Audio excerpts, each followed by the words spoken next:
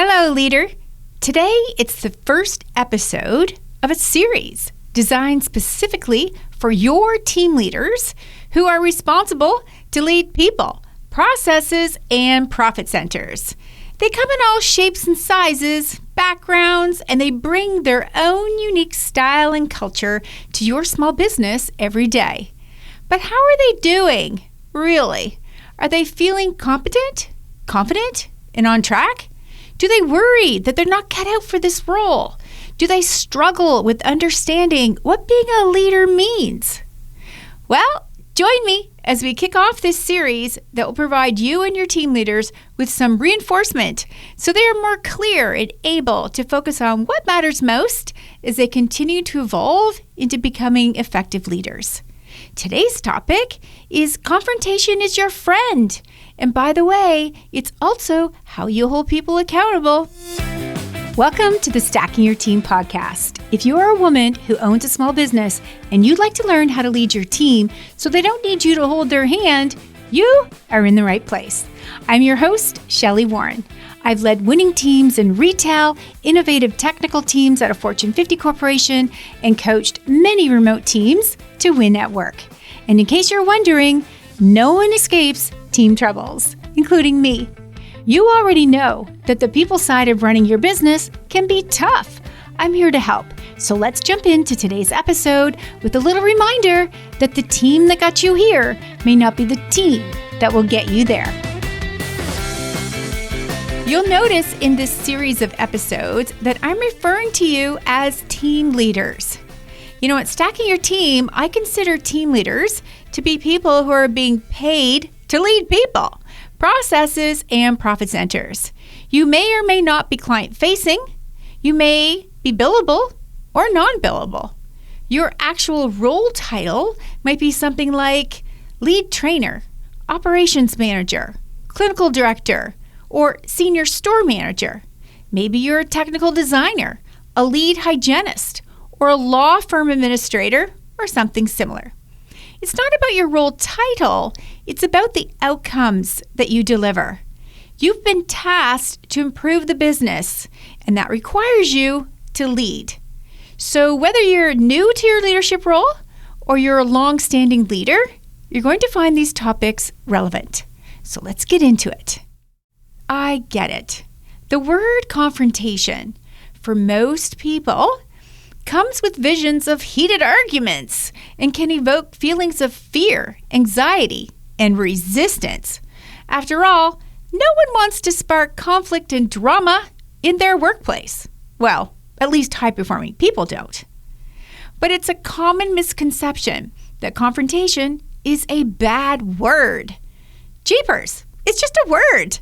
It's us, we humans, that have laden the word with all of our concerns. So what if I could teach you that as leaders, it's important to reframe confrontation as a constructive tool for addressing issues and driving positive change within your team? I mean, come on.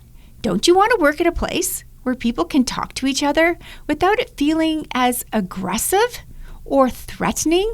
And don't you want to work at a place where people learn how to develop peer-to-peer conversations that are well received and feedback that's actually acted upon? Not begrudgingly, but because the person wants to grow and thrive. Yeah, I want to work at that place too. I have worked at that place. It was in corporate with very large teams, which is code for lots and lots of personalities to contend with every day. And you can foster this kind of team environment at your small business, including those of you who work on a remote team. Here's how. Let's start with considering and then embracing a few points. The first one, as a team leader, part of what you're getting paid to do is to support the people that you are responsible to so that they thrive at work. Now, this is going to take learning how to speak to people respectfully and effectively. Sometimes it's going to mean speaking to them in such a way that sparks them to be motivated to listen and then take action on the feedback you just shared with them. And of course, sometimes it's going to mean sharing bad news, saying no, not right now, and even terminating people. But there will be other times when it includes acknowledging how far they've come and how much everyone appreciates their willingness to try new things, be stretched, and stay steady under pressure, or be open to working alongside all kinds of people, some of whom may be very different from them. So this first point is all about recognizing the expectation your leader has of you, role modeling communication skills right across the team.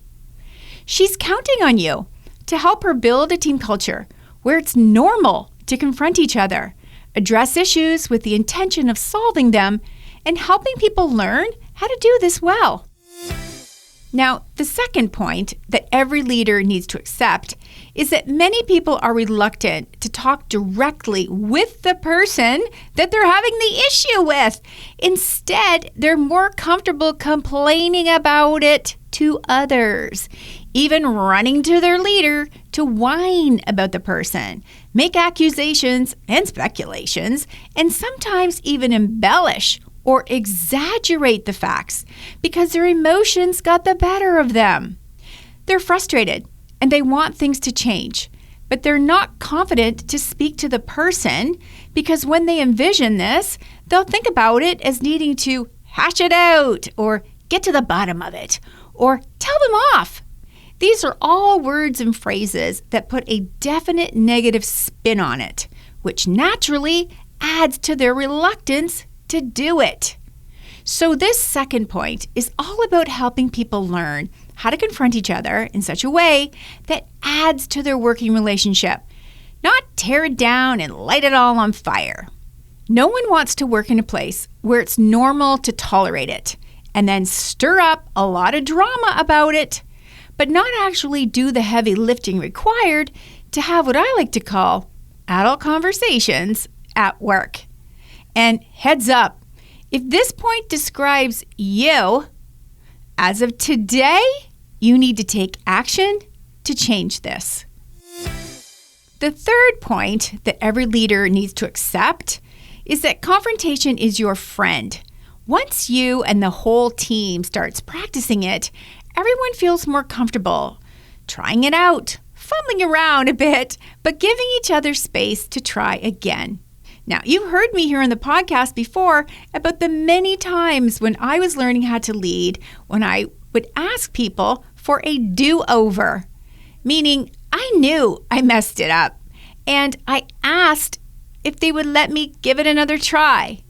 And no one ever refused me, probably because I came to them in humility and a genuine desire to acknowledge that my style may have rubbed them the wrong way, or even hurt them. And I was asking to try a different approach so that we could together improve the outcome for the both of us. The third point is about creating a psychological safety zone to learn a new skill and over time get better and better at it so that it becomes a very normal way of interacting with everyone. Hey, I'm pressing pause here for a minute to let you know, if you didn't already, that the Stacking Your Team Team Leader program is available for you to take advantage of. If you are a leader at a small business, now you're not the owner, and yet you're committed to your role and you want to build a career in that small business, here's your chance. Why not up-level your impact through relevant and easy-to-apply trainings? Some of my signature tools and frameworks that will save you time, provide an easy way for you to be consistent, and amp up your effectiveness in your role. And yes, I'm your coach, and you'll have monthly and quarterly live sessions with me.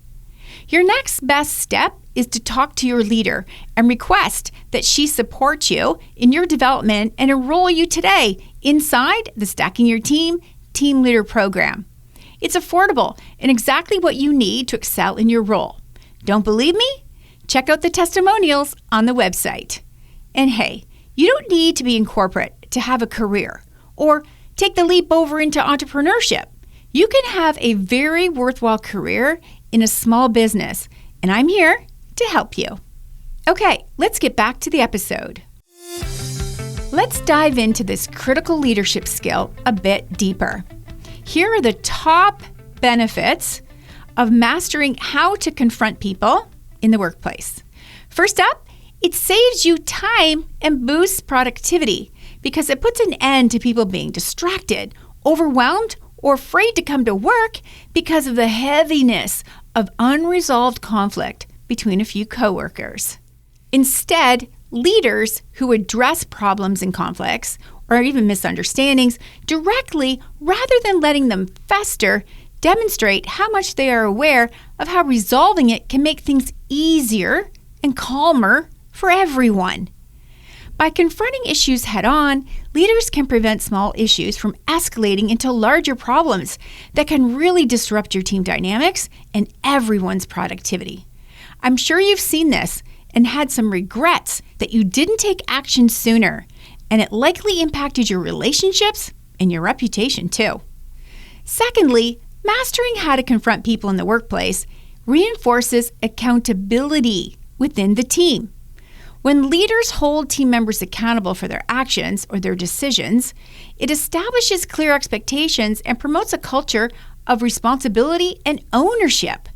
By having these adult conversations, you're providing opportunities for growth and development, both for you and the team members. When leaders confront challenges by providing feedback, it encourages individuals to take a moment and reflect on their actions, learn from their mistakes, and then improve their performance.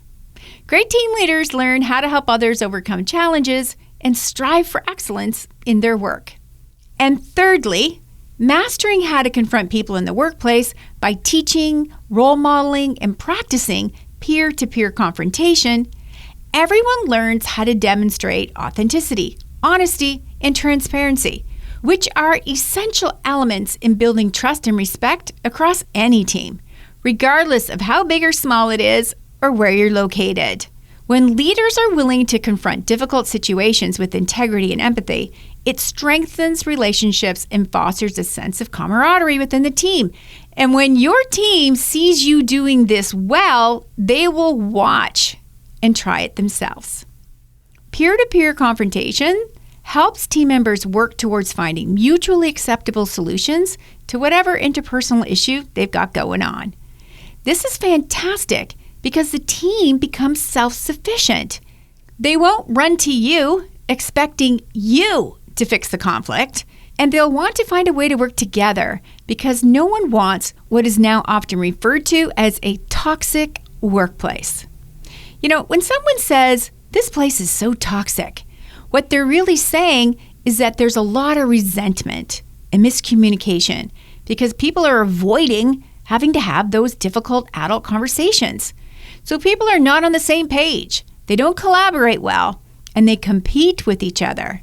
And your team culture is very off track from the core values and the promise you made to each other when you all accepted those job offers. So if you take one thing away from today's episode, let it be this. Confrontation promotes accountability, which is why it's your friend. Here's what I mean by that. You can't be frustrated, annoyed, or disappointed with one of your team members for not following through on something, or not meeting expectations, or not connecting the dots if you don't clearly talk to them about the performance outages. Now we know that not everyone has the self-awareness to see, feel, hear, or sense that they are off mark, and then quickly adjust their behavior for a better outcome. But that's the goal, to hire people who are self-aware and who can read the room and who can notice that the result didn't quite hit the target instead of needing someone else to point that out to them. When we hire people who bring a higher level of maturity, we invite an elevated team culture experience because they've been coached before, either in their work experience or in sports or socially. So they're open to it and they have the emotional skill set to listen and then take action to improve. Now, I've led lots of people who require very little coaching because they were always ahead of the game, ahead of what was expected, and would ask others whose input they respected for feedback instead of waiting for me. This was helpful because it lessened my load as a leader, and it also offered them an avenue to build deeper relationships with peers, including people who are not directly involved in their day-to-day responsibilities, but who are also high performers and who had a vested interest in seeing people succeed at work. You could just feel the mutual respect that these types of working relationships foster, and that's an incredible thing for your small business. That level of peer-to-peer confrontation and peer-to-peer coaching is how high-performing teams stay strong, agile, and ready for anything. As a leader, it's up to you to set the tone, be the first one to lean into it, and to face the fact that part of what you're being paid to do is to develop people, and that includes teaching them how to communicate with each other well. Before I send you off today, I want to encourage you to consider setting up an expectation with your team members to listen to this episode and then talk about it in a team meeting or your next one-to-one. If you are a team leader, what did this episode spark for you? Why not reflect on it and then discuss your thoughts with your direct leader or other members of your leadership team? I'm sure they'd be keen to hear from you. Confrontation truly is your friend when you are in a leadership role. Now, as I mentioned at the start of this episode, this is the first of a series of episodes that are designed for team leaders. So if you haven't already subscribed to the Stacking Your Team podcast, do it. I also want to prompt you to consider enrolling in the Stacking Your Team Team Leader Program. And while you're checking that out on the website, do yourself another big favor and grab the Ask Shelli script bundles so you can have the words and the phrases that will help you learn how to confront people without sounding like you're reading a script. You know, leadership can be exciting, challenging, and lonely at times, so don't go it alone. Let me help you create the team and the leadership structure that you've been craving. So until next time, remember, if you have a dream, you need a team. So let's get stacking yours today.